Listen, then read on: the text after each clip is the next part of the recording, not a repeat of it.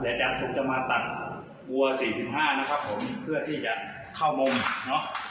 เพื่อที่จะเข้ามุมนะครับผมตอนนี้มันยังไม่ได้นะครับผมเดี๋ยวจะตัด45นะครับผมก่อนตัดนะครับเราต้องมาดูตรงนี้ก่อนนะครับผมด้วยองศาเนาะปรับสามารถปรับ45ได้นะครับผมปรับแล้วก็ต้องล็อกก่อนนะครับผมเพื่อความเซฟตี้เนาะแต่ทีนี้ก็เอาไม้บัวของเรานะครับผม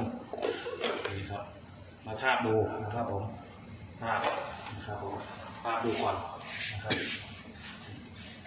ทาบดูก่อนนะครับเนี่ยทาบดูแบบนี้นะครับผมแล้วทีนี้ก็ตัดได้นะครับผม